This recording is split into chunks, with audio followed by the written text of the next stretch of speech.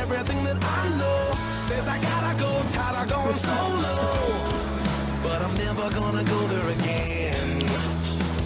This is what it is, this is who I am, this is where I finally take my stand. I didn't want to fall, but I don't have to grow. I'm not the one with two star hands, giving him the best of everything that's left of the life inside this man. I've been born again. Yes, love that. Newsboys. Born again, born again, as they say in the hood. Born again. I've been born again.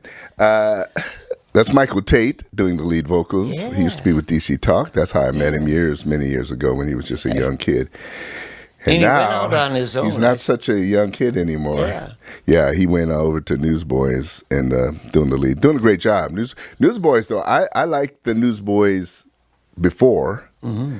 With Pete Furler, the Aussie lead singer. And they're actually, by the way, a little plug here for the Newsboys. They have a new album where it's all of them.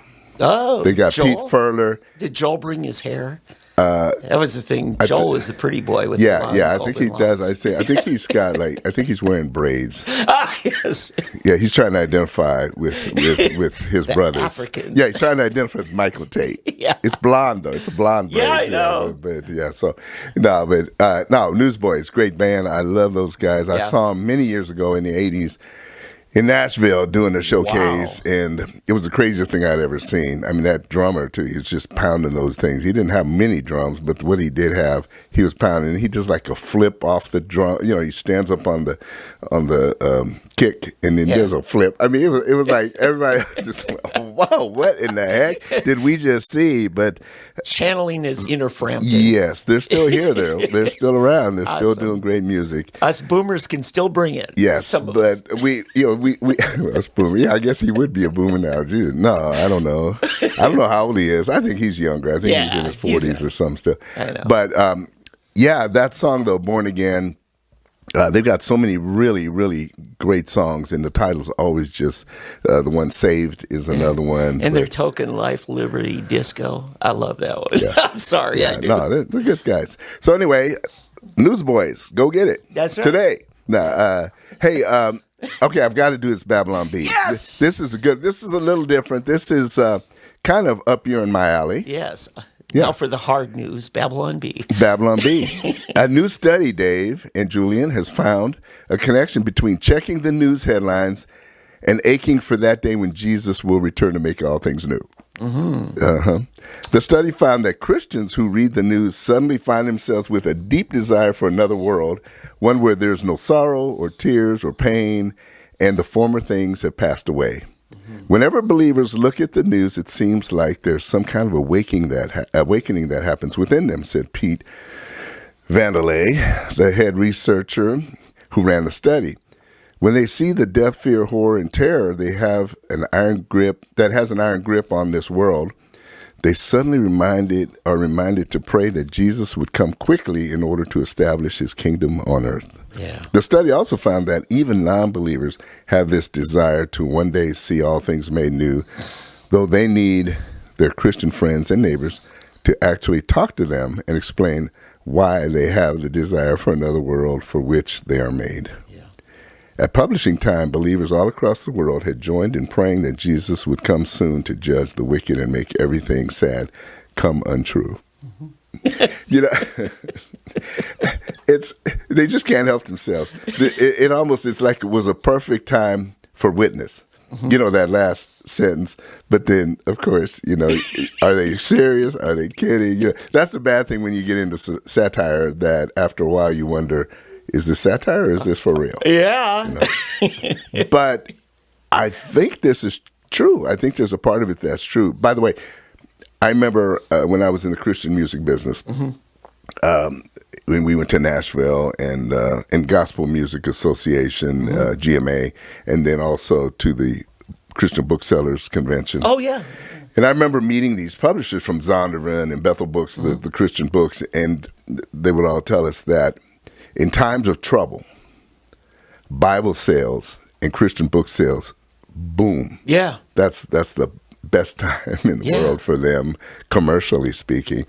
But when things are good, the economy's good, everything feels safe, and we're at peace and so forth, it drops off. Even the prophet Barak said they cling to their guns and their Bibles. That's true. There you go. That's true. Hey, I want to say about Jesus' return, nothing's more mischievous and enjoyable to me than before a Christian couple gets married. Whenever I'm at, say, the rehearsal dinner, I'll always pray, Lord Jesus, come back tonight. And I'll watch the bride and groom say, no, not tonight, after tomorrow night.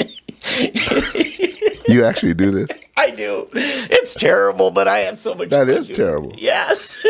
That is. They don't want Jesus to come back. No, they've got to have that honeymoon night at least. Just give them at least one night. Those must be ORU students you're marrying or something. Or it used to be. Maybe Rhema. Yeah, there you go. A little inside stuff there for all of you Rhema and ORU grads and people who know what we're talking about. Hey, we were talking a bit about ivermectin last week. Yes. And by the way, don't worry, we will get to Afghanistan, okay, for those people who are worried about us getting to Afghanistan. But I want to deal with ivermectin again. I didn't realize this, that back in January already, there was a study done at McMaster University in Ontario, Canada. And testing the potential efficacy of ivermectin, as well as a couple I'd never heard of. I'd never heard of fluvoxamine. Have you heard of fluvoxamine? Boy, it rings a bell. Fluvoxamine. All of these show promise. And so they did this study. And here's the interesting part. The Bill and Melinda Gates Foundation gave money to this study. Bill. So if Bill and Melinda Gates have a belief that possibly ivermectin works, I think that should say something to people. But anyway, that's our ivermectin news. And then you were telling me something before we went on the air here. Well, one of the listeners of this podcast, who I'm going to respect his privacy, but he's actually a client of mine, my business. I was supposed to meet him Monday morning, and we didn't get a chance to meet up. But that afternoon, he calls me and says, "Hey, I'm in the hospital. I've got COVID." So I'm like, thank God I didn't make that appointment this morning. But but you've been vaccinated. What are you worried about? Right, and he'd been vaccinated. He did. Yeah, that puts a whole lot of holes in some places. So, now the interesting thing is, his wife said, you know what, I'm not taking you to the local hospital here in Tulsa, where the emergency room is like, a cattle stockyard. Yeah. And she said, I'm taking you up to Veneta to the St. Francis up there. Veneta. In Veneta. Okay, people. So now you know where to go if you really want to get emergency. Now, not that Veneta hospital that the old-time Oklahomans know of as taking you to Veneta, but the St. Francis Hospital. And talked to him. He's doing fine. We talked yesterday. Every day we've been talking since. And he happens to have a lake house up there, Grand Lake, just 15 minutes away. And so he is isolating outpatient. They kept him overnight. But they gave him a number of things, including Regeneron and ivermectin. Now, the St. ivermectin, Francis. They said, it's your choice. We'd like to let you know it's available. And, I'll take it. I have a question. Has he been hankering for salt and oats? I don't know. I did ask him. I said, now, have you lost your sense of taste and smell? Because those have been the trademark COVID symptoms. However, and Bruce Start was saying this yesterday, I got it on the radio, the Delta variant, which is, they claim, and there's no test to tell whether it is the alpha, Delta, beta, but they're gamma, or making Delta, presumption. But they said the Delta variant doesn't have the same symptoms. Now, I haven't got a confirmation whether that telltale sense of taste and smell is one of the things. But anyway, so it's interesting what's going on. I think you completely missed my salt and oats remark. Yeah, I guess I did. What is horses like salt and oats? Oh, you got ivermectin. Ivermectin. It's a horse medicine. Thank you. It's all right. It's all right. We'll forgive him. I cut back on coffee. The difference, we discussed this last week, that the difference between the veterinary ivermectin and what they give humans is simply the dosage that has been pre-prescribed, because you're supposed to give it according to weight. It is. According to weight. I studied up on it. It's true. Right, exactly. But my point is that now the Bill and Melinda Gates Foundation has actually given money to this study. Good. There's certain South American countries that have gone to ivermectin months ago. This is way back, starting in January. El Salvador, Peru. I said El Salvador. It was. It was in that article. Peru. Oh, really? Was it? Yeah. I didn't. I just remember. I know that it started with El Salvador, and then Peru, and probably Costa Rica, Bolivia. Others have come on board. So it's interesting to see what has happened there with ivermectin, and I spent probably Monday and Tuesday on the Facebook page of Channel 6, Tulsa's Channel 6. Leaving Tulsa World alone, giving them a little break? Yeah, the World, I go there too. Yeah. But they were doing a deal with this, and people calling it quacks, and who would prescribe this and that. It's funny how everyone is so quick to all of a sudden just poo-poo this and this and this. Yeah. But apparently the other stuff isn't working. Yes. And when the other stuff's not working, I say try whatever may work until it doesn't. Yes. I mean, there's a way it's never been proven to work, right? But it hasn't been proven to not work. Yes. So what I'm saying is give it a try. If it's not harming, the Hippocratic Oath or Hippocratic Oath, which the doctors take, do no harm. That's the first thing, do no harm. Right. If it's not doing harm, leave it alone. Right. And if the only harm it's doing is giving you an upset stomach, that's not a whole lot of harm compared to not breathing and dying. Didn't you say, and maybe you were referring to hydroxychloroquine, but in last week's report, you mentioned it being one of the top 3 safest drugs in the world. Yeah. Okay, so that's got to be a factor, is you read side effects, find out where potential dangers are. Yeah, with hydroxychloroquine, the fear was it can cause cardiac problems. Yeah. But it's people that have heart issues. It's people that are going to have heart issues anyway that have the issue. Yes. It's not like the vaccines that we know are causing blood clots. Yes. Causing menstrual cycle disruptions and birth issues and all kinds of, particularly in this is what's so funny. You got the Me Too generation, all the women this, women. But when you tell them, okay, your Moderna or Pfizer drugs cause this and that, then they don't want to hear it. Yeah. For women. Yes. That's what we don't want them to hear about. Oh, yeah. The Oklahoma Health Department listed a breakdown, demographics on, who's suffering, who's dying and stuff. And you notice the political correctness of them. They listed deaths by gender, not by sex. Now, gender means it's your social identification, not your genetic chromosome makeup. And we don't need to know what your social identification is. We're trying to find out the biology of this because men have a 33% higher chance of death based on our statistics right here in Oklahoma. Well, we have that statistic anyway, even in life. That's why life insurance is cheaper for women than men. So women were getting COVID, according to the numbers, at about 20% more, but men were dying at higher numbers after getting COVID, and it works out to a 33% increased risk of death for men. Now, they're talking about that because women and children aren't hardest hit. Right. But Pfizer and Moderna can't sell it if they don't get everybody. Yeah. I mean, this is, to me, honestly, it's become pretty clear, Dave, that the pharmaceutical industry is involved in this. Absolutely. I really am convinced of that. And it chaps me, honestly. It really bothers me that we have allowed this to happen. Yeah, somebody said the boogeyman's no longer the military-industrial complex. It's the pharmaceutical-industrial complex that controls Washington dollars. I'd say it's a combination. Yeah.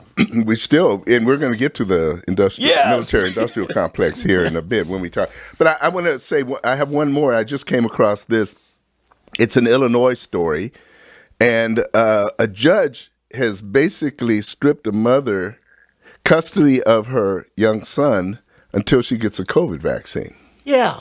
Now, that's just ridiculous. Yeah, no, this was not a criminal parental child neglect case. Right. This was civil family court, divorce court. Right.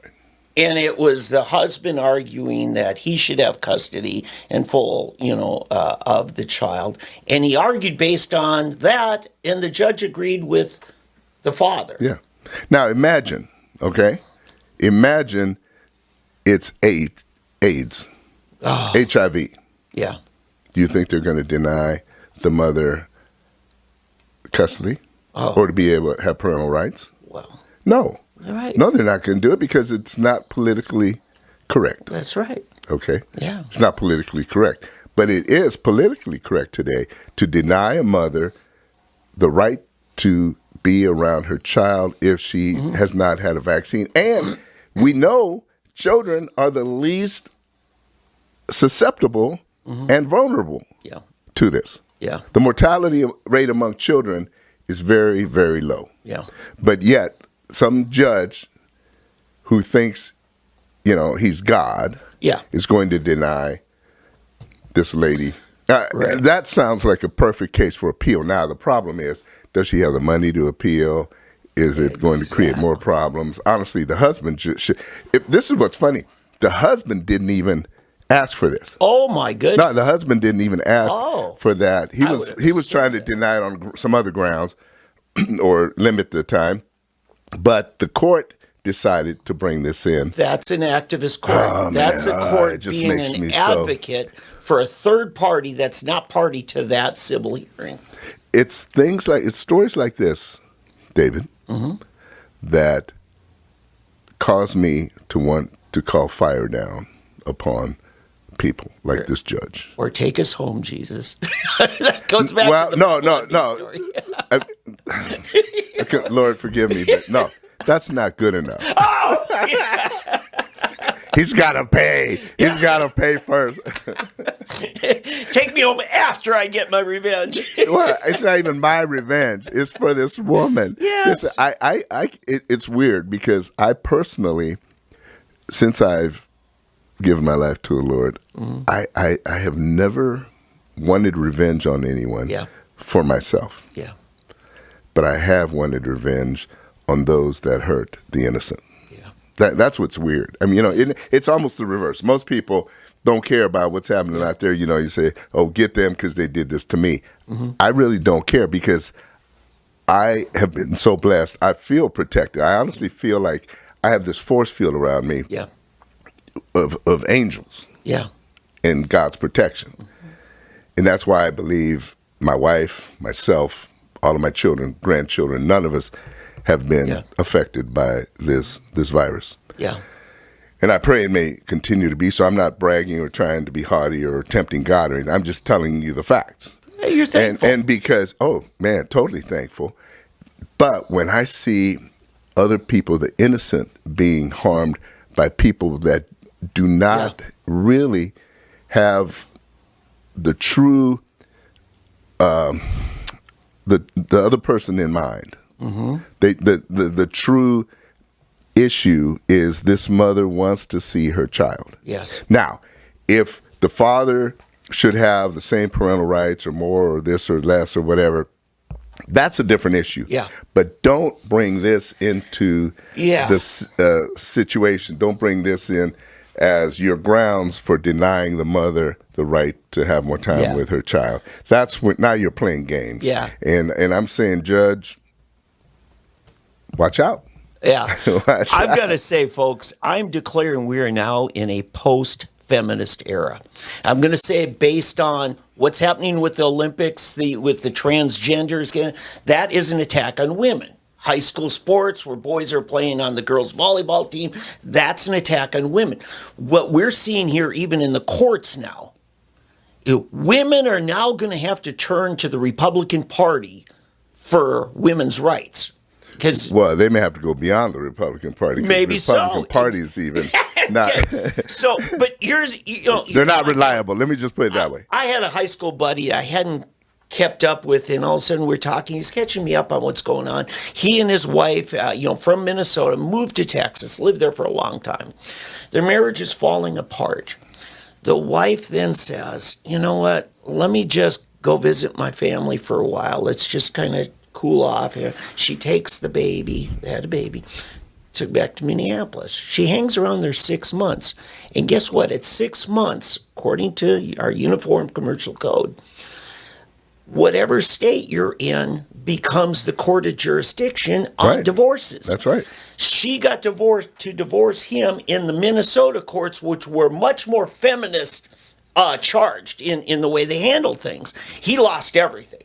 It's funny you mentioned that. Back in the 80s, we were living in Europe. Yeah. And we were in Germany. We were working with the American military. Mm-hmm. And I remember a guy coming to us for prayer and everything. And they were from Kentucky or Tennessee, one of those southern states. But he was stationed in California. Oh, yeah. Before he got shipped overseas. Mm-hmm. And just because they were stationed in California, the wife brought suit in California. Yeah. And same exact thing. So this is what surprises me with this Chicago judge. And it says Illinois, but the Daley Center, Bill Daley was the mayor forever for Chicago. But my point is, the judge ruled against the woman in a divorce case. This is very interesting to me because we're seeing a lot of paradigm shifts here. I'll tell you another one. The vaccine thing. They always used to say, you got to get vaccinated so we get herd immunity because there's a whole bunch of people who are immune,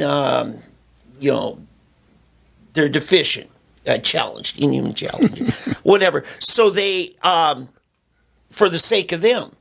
But do you hear people defending the right of somebody with immune issues to not get vaccinated? No, they're running roughshod over them.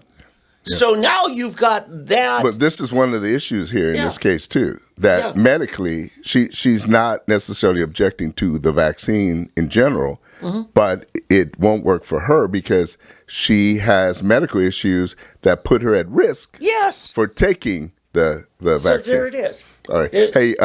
We're getting a signal from Julian that it's time to wrap it up. Thank you, Julian.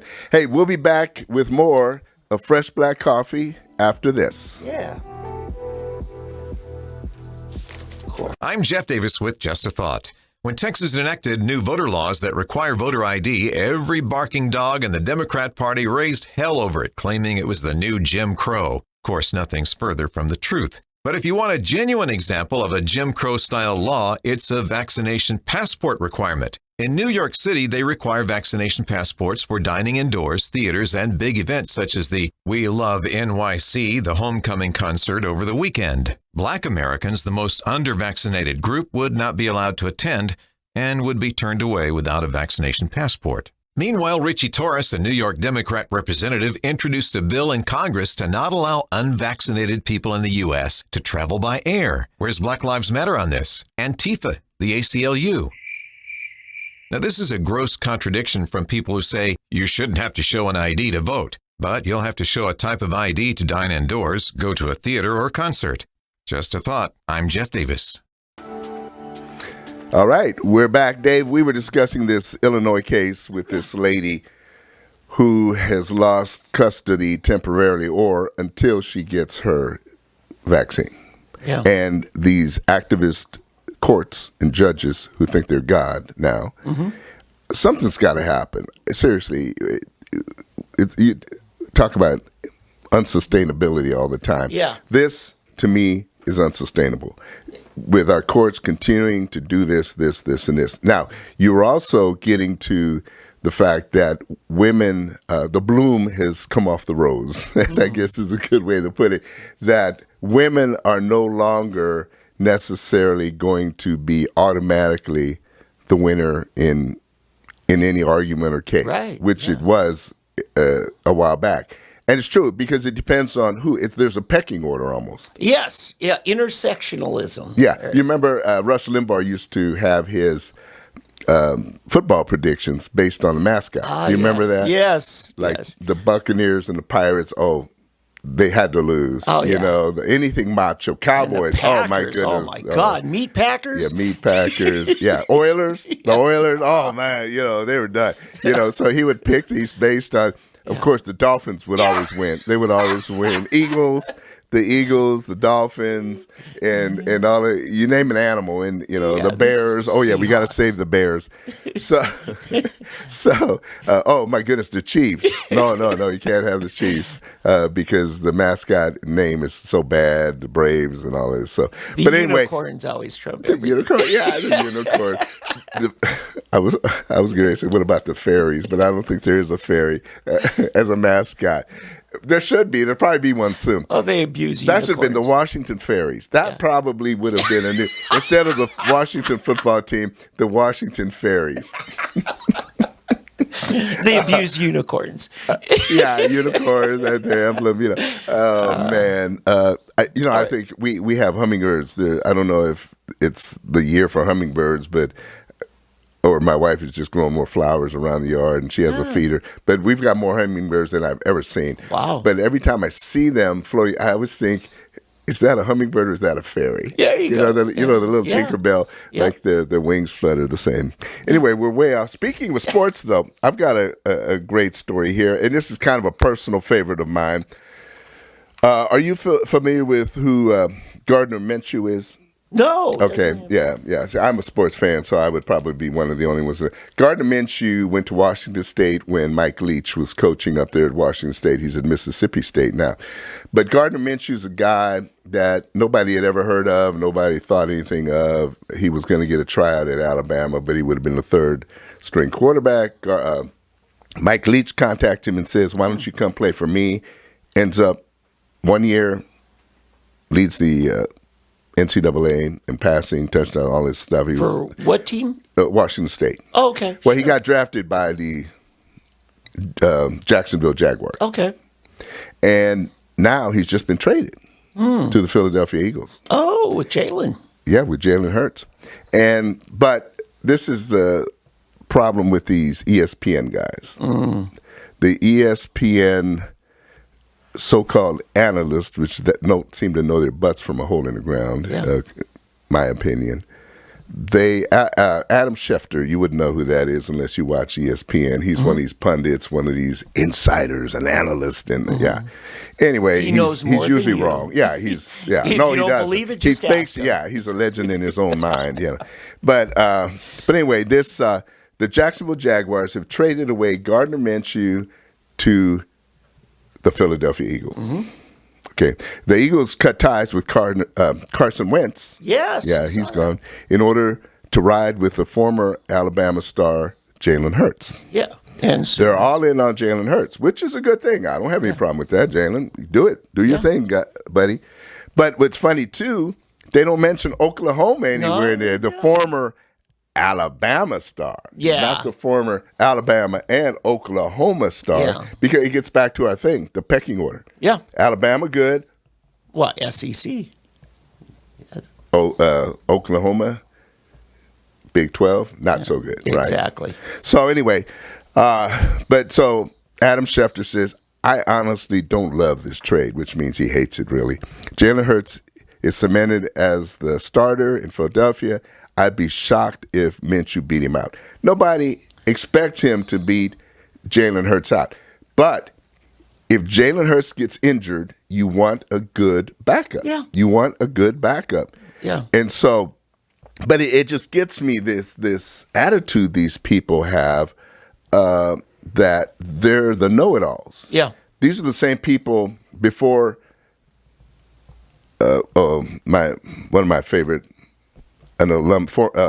fellow alumnus of mine, Patrick Mahomes. Oh, yeah. Okay, Kansas City Chiefs. Highest paid American athlete ever, $500 million. Yeah. $500 million, if And that he's makes good. more sense. Oh, I watched him last night, of course, and 2 series, boom. Beat the snot out of my Vikings, yeah. So that's how you would know. Yes. Yeah. So and he looked good doing it. Yes, That's he did. and as did his surrounding the cheetah, man. I'm getting off. But what I was going to say, before he was drafted, because, again, he came from Texas Tech. He came from the Big 12. And the thing is, the Big 12, they don't have any defenses. Yeah. They're bad defenses. Well, could it be that their offenses are so good, it makes a good defense look bad? Oh, especially with Tech. Tech's offense has always been but any and then OU, OSU. Oh, yeah. The average score in a Big 12 game, the top team, would be 50 points. They would score 50, sometimes 60, up into 70. And I don't even know why they played Division II or Division III teams, but OU used to always first half 50. And then, but they don't like this. So Patrick Mahomes, he'll never make it in here. He's going to make all these mistakes. He's going to do this. And then all of a sudden, everyone's shocked when Kansas City had the 27th pick, jumped up to number 10, gave away the farm almost, and everybody, why are they doing this? This is ridiculous for this guy. He's untested. He's a gunslinger. He's inconsistent, blah, blah, blah, blah, blah. Yeah. But somebody at Kansas City knew what they were doing, and they kept it totally secret, I wish our U.S. government would do. Jumped to number 10, took Patrick Mahomes. The rest is history. Sure. The man. Yeah. MVP his first year playing his rookie season, won a Super Bowl the next year, on and on and on. Yeah. But I don't want to talk about Pat Mahomes so much. Even Gardner Minshew, them. My issue is more with ESPN, which is owned by ABC, which is owned by Disney. Yeah. And just their attitudes. I mean, it's just ridiculous. Yeah, and you always seen it in in college basketball. East Coast bias is terrible, right? And so now we're seeing it in football. And yes, there's a pecking order. The ACC, of course, real good, all this. And then, you get SEC's probably a little bit better. They're the king. Yeah. They're the king. Right, SEC, yeah. Well, you know why, too? Because ABC has a contract, an exclusive contract with the SEC. In fact, I've heard it's so bad that when the conference gets together to put together a schedule, ESPN is in the room with the coaches. Oh, well, that's that bad. ESPN controls the SEC. Well, everything goes around and comes around. Yeah. And when the Pac-12, the Big 12, which may go away, I think Texas Tech, OSU should have joined the Pac-12 back when Missouri and Texas A&M left. Yeah, because Colorado went out to the Pac. Colorado went, Missouri went to the SEC. Right, yeah. right. Yeah. Go for the coast. Pick your coast. yeah. Somebody's phone's ringing. Yeah. It's a vibration. So, right. Anyway. So sensitive mics in this place. That's right. But it's not too late, and I think OSU Tech should join the Pac-12, make it the Pac-16 because I think they have 14 teams already in there, and then also the others should. And I'm hoping because it's a done deal. OU and Texas are gone. They're gone. Yeah. Okay, I don't like it. Most people don't like it. We can have a tantrum. It's going to happen. They're going. And OU fans, honestly, be real, be honest. You really don't care because it benefits your team. Yeah. That's the bottom line. That OU and Texas, they think they're better than everybody else, and therefore they feel that they're above the rest of the people in the Big 12. And they may be. I mean, I'm not saying they're not.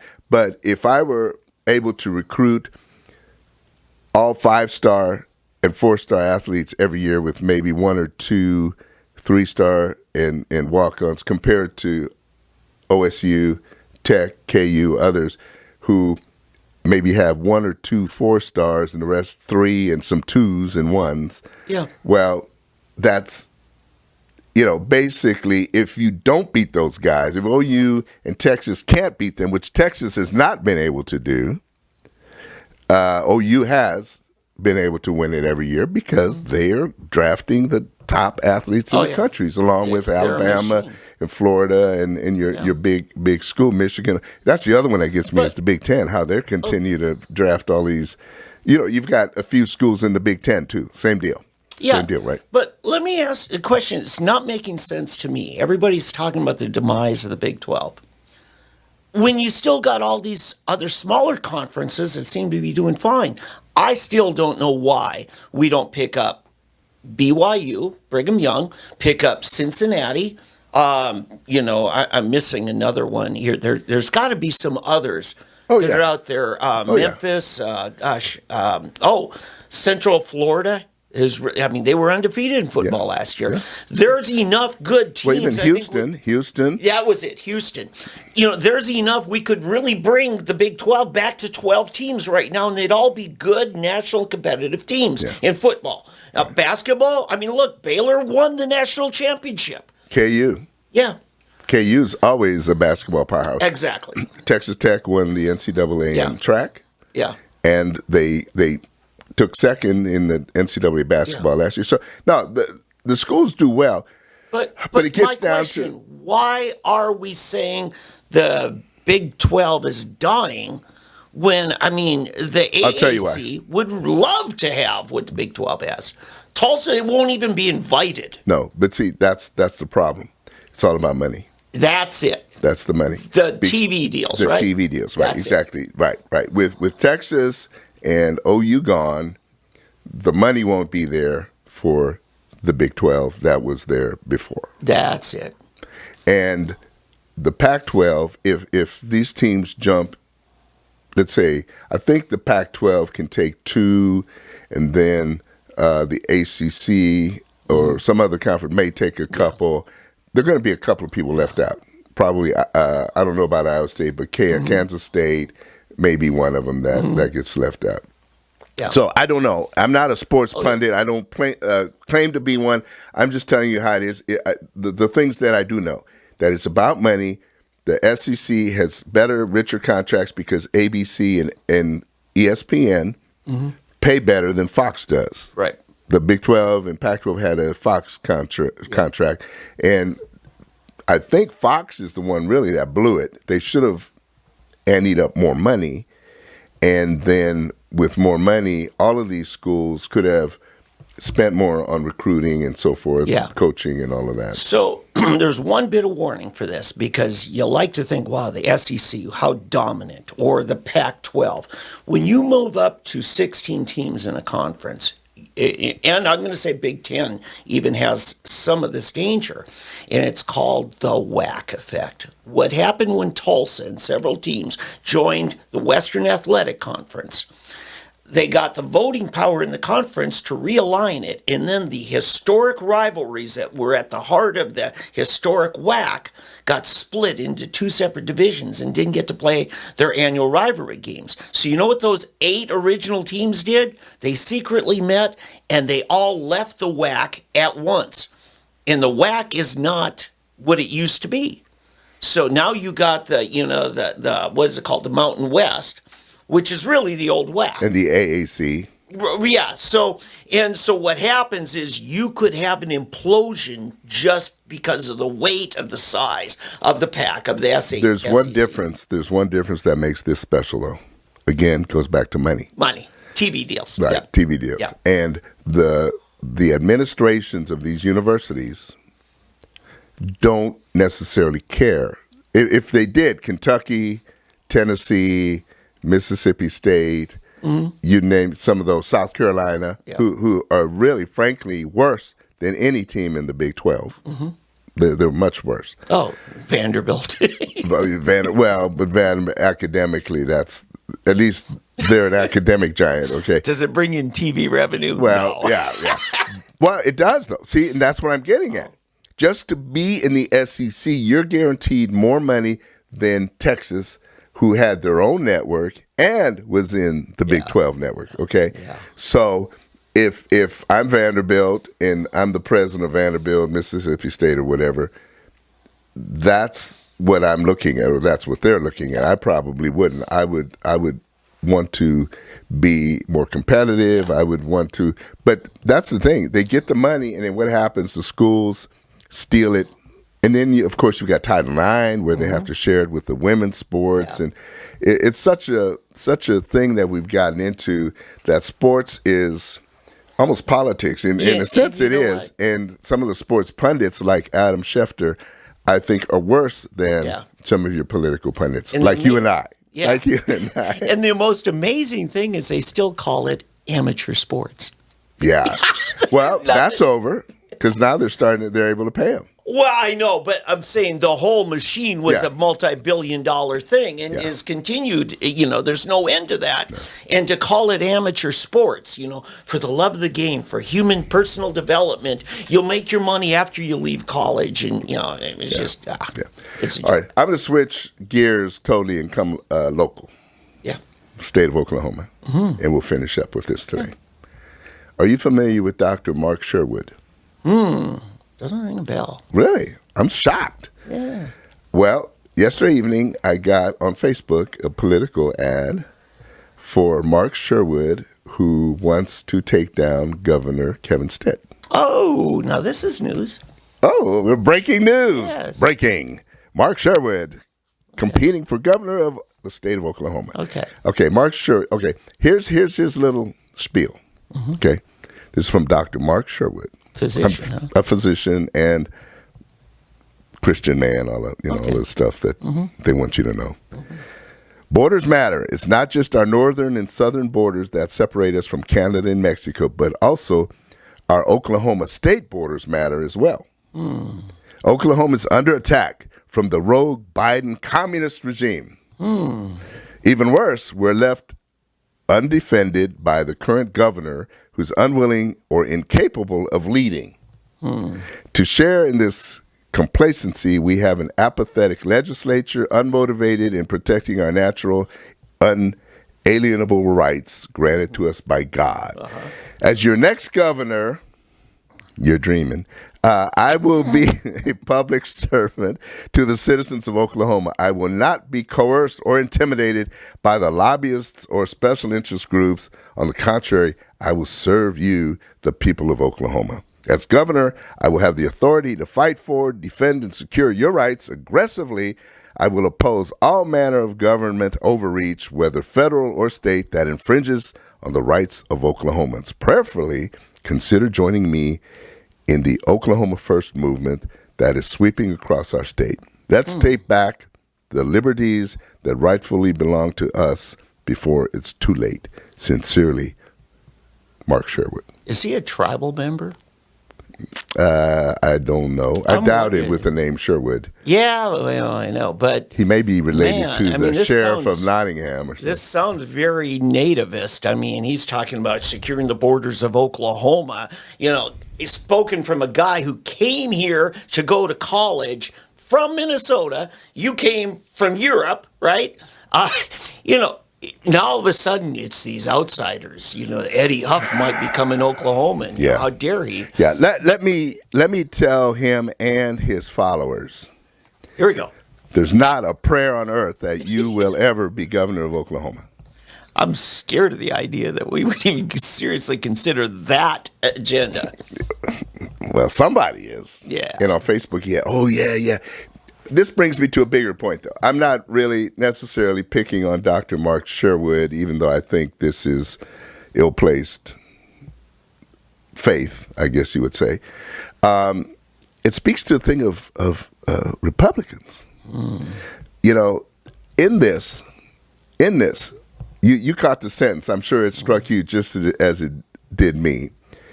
We are left undefended by a current governor who is unwilling or incapable of leading.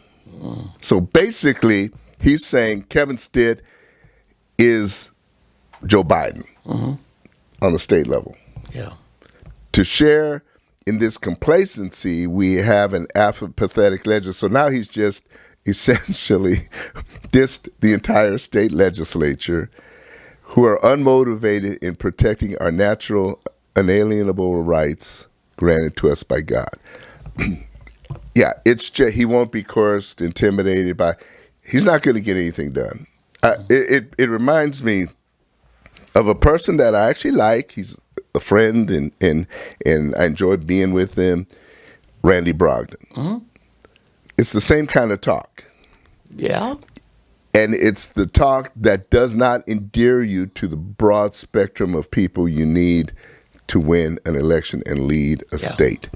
By the way, I would also remind you that we are one of 50 states in the union. I mean, essentially, you're wanting us to become the free state of Oklahoma. which, while it may make sense, it may seem like a good idea, it's just not going to happen. Okay, can I throw out the A word? Abolitionist. Brogdon is abolitionist. This could be code for the secessionist or seditionist talk that is ripe in the abolitionists. It's part of the pro-life movement, but a different strategy and agenda, and sometimes very Saul Alinsky leftist tactics used by the abolitionists. And that's what I'm suspicious this candidacy may be coming from. I'm sure that you haven't heard of him, but I have a feeling this week you will find out. Oh, it's something like that. I just threw out like, they're coming after me now.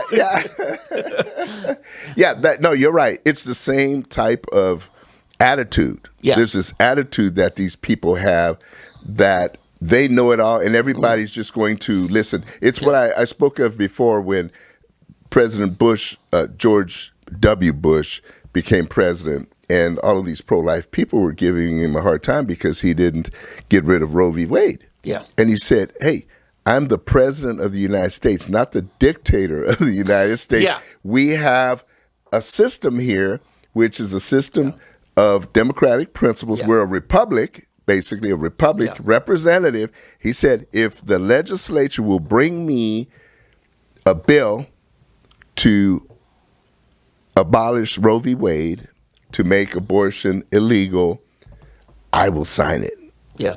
But he said, I'm not just going to make a dictatorial declaration. And that's the problem. And you said something interesting. You said that these people remind you of the Alinsky tactics. Yes. And it's what I've been saying for years. I said this on KFAQ 10 years ago, that we've got people that have gone so far right that they're now left. What, they're using political correctness. What has Brogdon said himself? I now repent of being pro-life. I am now an abolitionist. They're trying to make the word pro-life be a sin. He used to be a strict constitutionalist. And I don't know if you were listening back then. I asked him, what does that mean? And he just was digging deeper and deeper. I believe in the original. I'm an originalist of the Constitution. I said, so that means you believe in the 3/5 law that slaves were 3/5 of a person. Well, well, then you don't believe in it. You know, there's certain things in there that if you literally and strictly follow them, they were done for a purpose. But if you strictly look at it, it changes the entire meaning of the Constitution. No, you can't do it. No. The right way to change the Constitution is by a vote of the people, 3/4 of the states ratifying it.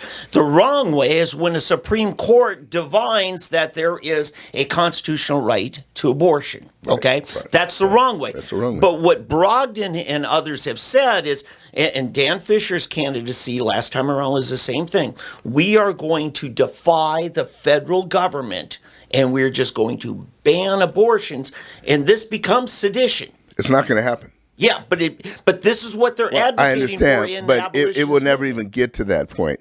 That's why I said he does not stand a chance at all, because he's starting off alienating probably 80% of the state. I'm just saying that's what their strategy is sedition. Yeah. And I just want to say it's wrong. They're wrong-headed. They're so close-minded. And I'm sure they're good people and think in their minds this is the right way to think and do. But you cannot win. You cannot force people. Yeah. In other words, this sounds like a dictator speaking. He says, I will be a public servant. I will not be encouraged or intimidated. I will serve you. But then I will have the authority to fight, defend, secure your rights aggressively. I will oppose all manner of government over. So basically, I'm looking at your right, but I'm going to oppose any type of federal law and state, in anything that infringes on the rights. Well, whose rights are you talking about? Those that you deem worthy of fighting for, supporting, and changing, or everybody's rights? See, this is where you get into problems. Hey, guess what, Dave? I'm getting a signal from Julian. We haven't got to Afghanistan. Should we do one more segment? Yes, we need to. Okay, I'm sorry. We haven't gotten there fast. Oh, yeah, we got it. So, Julian, I'm sorry, buddy. Let's go ahead and take it to a break. Hey, this is Fresh Black Coffee. We're having so much fun that we need more time. We'll be back after this. I'm Jeff Davis with Just a Thought. The withdrawal of American troops from Afghanistan by the Biden administration is a horrendous disaster. Making decisions without forecasting the potential consequences is a problem we've seen a lot of in the last 8 months. The criticisms of his actions are nothing compared to the long-term damage to America's trust and credibility around the world. We've seen pictures of the aftermath with blood on the streets spilled by the Taliban, that same Taliban that this administration has placed some trust, some of which is expressed in timidity and a desire not to increase the chaos already out of control. One of the failings of American leaders is some kind of belief that people with vastly different cultures can be brought to understand our way of life when, quite honestly, we don't understand theirs. In the effort to leave Afghanistan, the president, many say, put a political timetable ahead of the safety of thousands of Americans, while pulling the rug out from under Afghan soldiers we had supported. Mistakes have consequences that can cost many lives. Just a thought. I'm Jeff Davis. I'm Jeff. All right, we're back again for this last segment of Fresh Black Coffee on this Saturday afternoon, or whatever time it is, wherever you are. We'll go live eventually, and we're going to do multi-cameras. So help us, pray for us, be with us. In fact, Dave, I will say this now. I want to install a prayer segment where people can email us, and we will have a prayer segment that I think it would be good to start praying for individual people's needs and things like that. There we go. Back when I was a young Christian in California, there was a radio station, first contemporary Christian radio station, really, in Southern California. It played mostly Maranatha music, but it was called KYMS. And they would have this segment every day, and people would send their prayer requests in. They would pray on the air for about 10 minutes, and it was pretty nice. And I've always thought, man, I would love to do that one day. And so one day, soon, I think we will try to do that. Okay. Hey, we're going to turn the page here a bit and go to the Afghan situation again. This was a pretty tragic week. It's kind of sad. We lost 13 Americans, a whole lot of Afghanis to a terror attack. Now, I'm going to begin. One of the main real problems that I think we have, something that really bothers me, is the news pundits throwing around this new name. You've heard it, ISIS-K. Yeah. ISIS-K. It's not ISIS anymore. It's not okay. It's ISIS-K. Even Newsmax. All of a sudden, everybody's talking. They want to be so hip in I want to be up to it's ISIS-K. It's the K variant. The K variant of it's like a virus. It's like this old preacher used to say about socialism, communism, Jehovah's Witness, Mormonism. Yeah. He said they all ought to be wasms instead of isms. Communism, Jehovah-wasm is I got it. Socialism, in other words, they need to be gone. But Daily Caller last week, this was a week ago now, this article, and I didn't get to it last week, but I'm going to read this for you, a bit of it anyway. This is pretty interesting. What the military has been doing instead of winning wars. This is the title of this Daily Caller article by Varun Hukeri. And Varun says, the U.S. combat mission in Afghanistan was meant to remove the Taliban from power and deny terrorist groups a safe base of operations following September 11, 2001. Just short of 20 years later, however, the Taliban has once again taken control of the Middle East country amid a chaotic U.S. withdrawal. It might seem inexplicable as to how the world's most powerful military and its allies in the region lost ground so quickly to a far smaller and less efficient group of Islamist militants. Now, Islamist militants is exactly the only word we should use. By giving them credibility as ISIS, ISIS-K, Al-Qaeda, et cetera, we don't need all of it. Just get rid of it. They're called Islamist militants. Okay. Can I tell you what the K comes from? Well, after I finish. Okay. Please, don't interrupt. Okay. Okay. But in recent months, the U.S. military appears to have taken on priorities like teaching critical race theory, promoting gender ideology, and monitoring soldiers for extremism. So they're worried about our soldiers being the enemy. The people they're going to have to count on to defend our nation are the enemy, which is the most ridiculous thing I've ever seen. Yep. You've got the wrong people in place, but I'm sorry, I digress. Let me get back to the article. The U.S. presence in Afghanistan has cost around, get this, $2 trillion, with a T, people, $2 trillion, and has resulted in the deaths of 2,400 U.S. troops, according to Fortune magazine. The 2-decade effort to train the Afghan National Army, which cost around $83 billion, also went up in smoke as the Taliban in recent weeks took over much of the country and captured the city of Kabul and murdered a lot of those soldiers that we trained, which was, I don't know if you've seen the video. I think you've seen the video. I'm going to stop there because this is just, I could go on, but what have we been doing? We've been teaching critical race theory, promoting gender ideology, and monitoring soldiers for white extremism, not just extremism, white supremacist extremism, which is ridiculous because the only extremists we really have in this country are Antifa. I argued with a lady online on that Channel 6 or Tulsa World, one of the two Facebook pages. I argued with her this week about the fact to have her show me where one right-wing, supposedly extremist has killed anybody in the last 20 years. And then I said, when you get done, I'm going to tell you how many have been killed by Antifa, BLM, and others in just the last 18 months. Yeah. It was crickets. I didn't hear anything else because you couldn't. So anyway, this is one of the problems with our U.S. military and our administration. We have an administration that sees a greater enemy within than they do foreign. Now, here's what's crazy, too. Imagine if you're worried about our right-wing extremism, what's going to happen to homosexuals, women, all of these oppressed masses you talk about when Islamic extremists take over. You think so-called white extremists, which I want you to find me one, you trade those out for Muslim extremists. That's when we're going to have a problem. But let me get back to you, Dave. So what does the case stand for? Well, it stands for the Khorasan province. I would have thought it meant the ISIS in Kabul, ISIS-K, Kabul. Yeah. But it's not. The Khorasan province. Now, Khorasan province is actually part of Iran. But these were a kind of a tribal group in a section of rural Afghanistan. So it's an Afghan version of ISIS. Okay. Yeah. Yeah, if you want to believe that. I'm not talking to you, but those that want to believe that. But the good news is, they have vetted them. None of them are QAnon followers.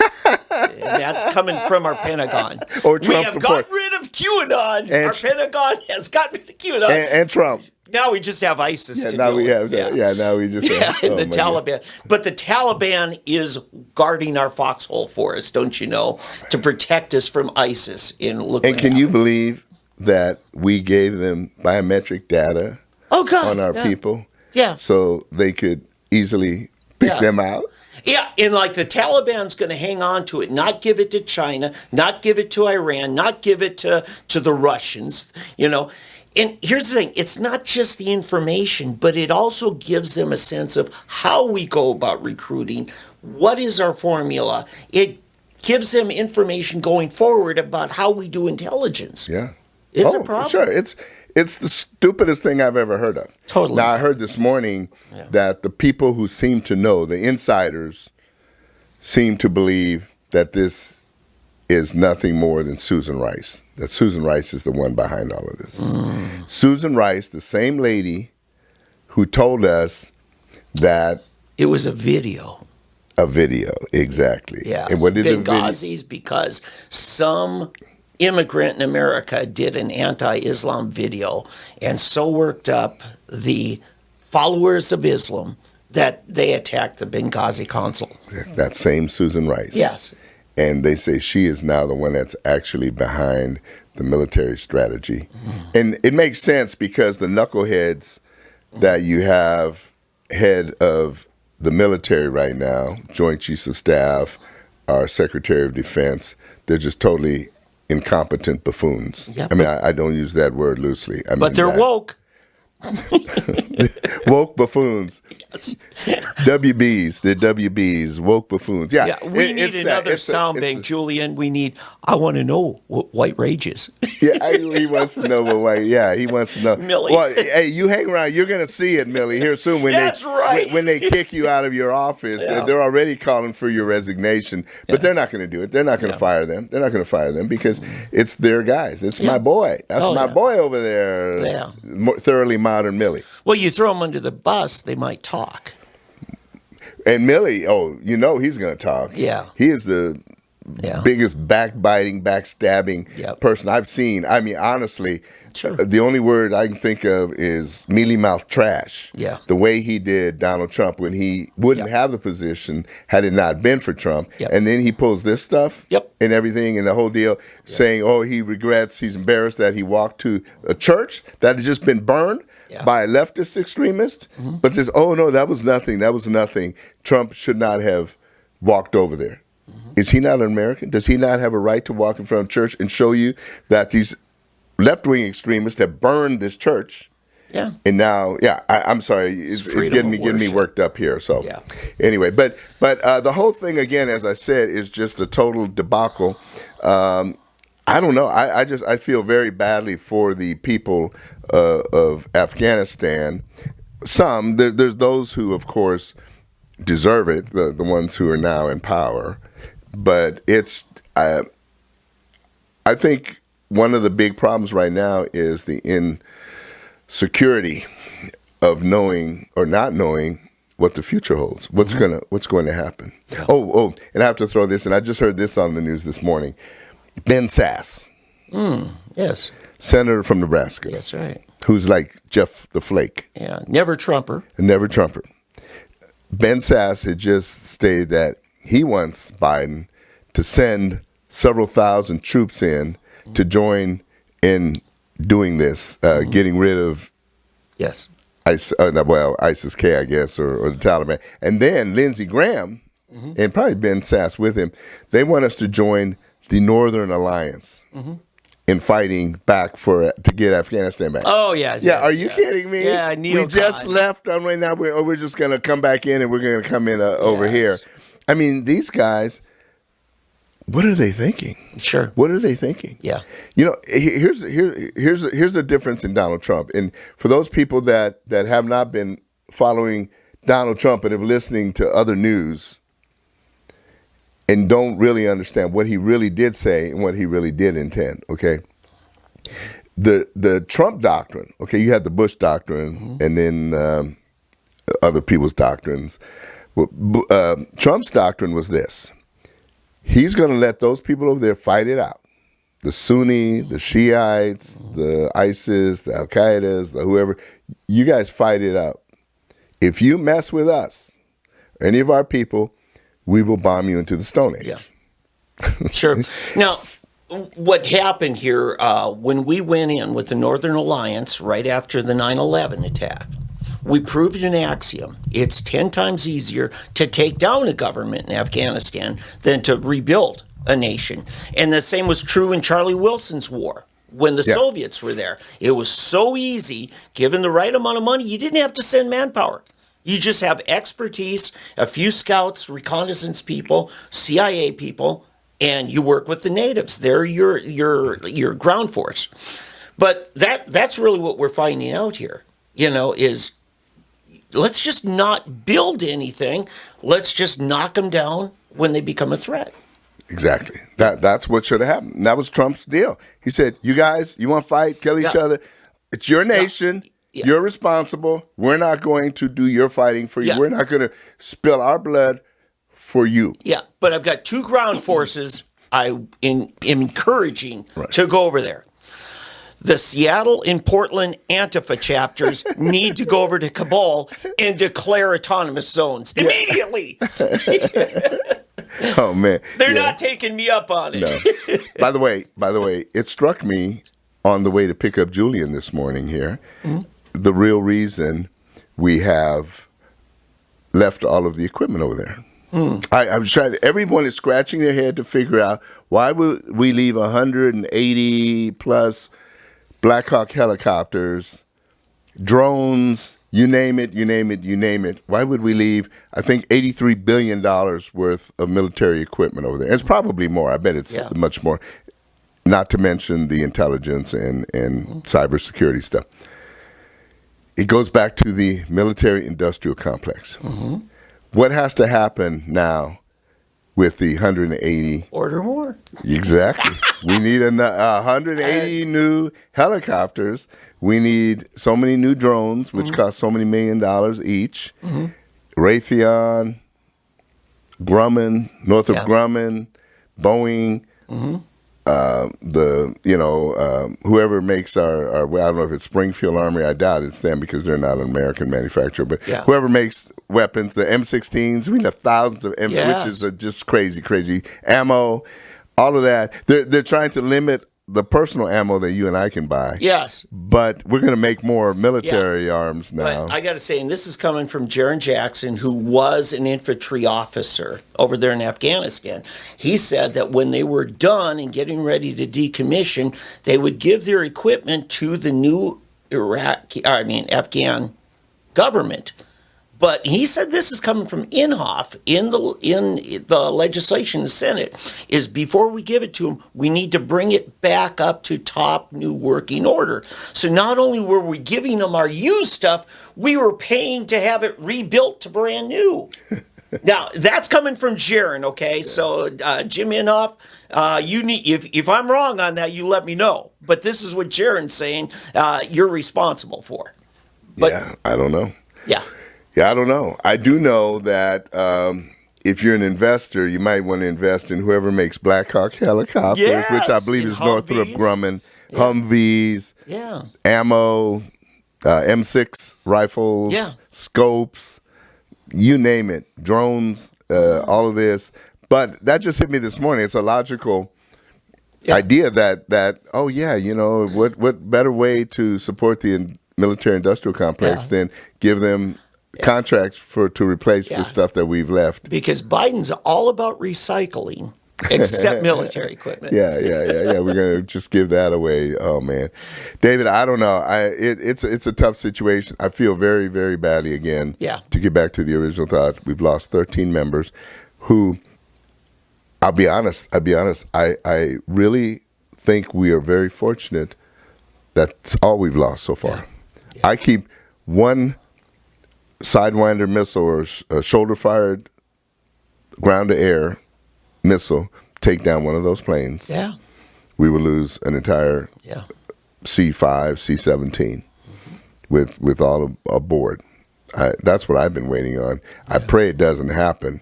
One of my sons works for an airline. I have two of them actually that work for airlines. But one was possibly going to be on one of these flights, charter flights that they're using civilian airlines now. They're wanting to get over there to bring these people out. Right. And I think, last I heard, they've already brought out 500,000 people. Yeah. Now, some of the civilian airlines and charter flights have been taking off with less than full groups. But again, that's private industry. If they can get anybody out, I'm happy. But, but who's paying for it? Well, no, there is Joe Biden recruiting, bringing a bunch of what they call the Air Reserve or something like that. But there are also Christian ministries doing stuff. Well, Glenn Beck is one. Yeah, I know Glenn Beck's involved. Yeah. The only problem is you got one runway. Right. And every plane that leaves there is taking up, precious minutes. That's another thing, how horribly this was run. Yeah, that we gave up Bagram Air Base, which has the runway, the security, every security zone, which could have been easily defended. They could have let thousands of more people in initially. Yeah. And yet they close that one down, leave everything there, all the equipment, and then go into Kabul. Yeah. Which is tougher to fly into and just totally crowded. Yeah. Every aspect of this, Dave, has been just so messed up. Yeah, I can't. To compare. Let me finish my thought. To me, the only thing I can think is that some of this had to be on purpose. I honestly believe some of this had to be on purpose. Exactly. Yeah. And to compare them, I'll say for our Tulsa listeners, you know what size Tulsa International Airport is, and compared to, say, the Jones field down there in Jinx. That's kind of the comparison. Bagram was much bigger, more state-of-the-art, brand new military, best radar, everything. And then you got a little one-way runway down there in the middle of Kabul, which is, the current one. That's the only one they've got. Yeah. It's a problem. Yeah, it's a huge problem. It was so poorly handled. So, I don't want to beat a dead horse, but the question now is, where do we go from here? And I'm almost convinced, I'm positive that the Biden answer, the Biden administration's answer is going to be, again, like the SEC and ESPN, money. Yeah. Okay. Well, we'll give them more money. Yeah. We're going to go ahead and give them money to let our people go. And to let us do this. And then everybody's, we wonderful. Then we'll have a new central base because these are the people that defeated America. I'm hitching my wagon to that pony. Yeah. And then from there we go. So anyway. One more thing on that. Yeah, we got to wrap up. They're saying we don't trust the Taliban. And everything they're doing is trusting the Taliban. Every action. That is true. That is true.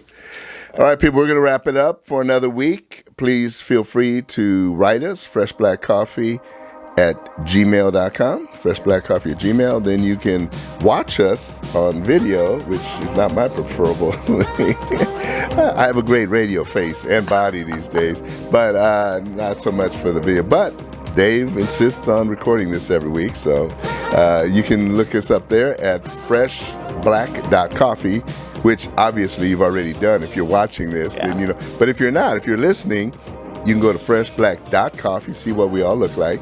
And then you can also, just for radio or for the podcast, go to freshblackcoffee.podbean, Podbean, podbean.com, freshblackcoffee.podbean.com. And what else? You got Sooner Politics? Yes, you're syndicated in SoonerPolitics.org, and we've got Facebook, Fresh Black Coffee. And then I believe that we have now moved over to iTunes and what's the other? All the podcasting directories. Whatever, everywhere, Yeah. Keep me straight. All right, hey, Julian, thank you so much again for doing your job.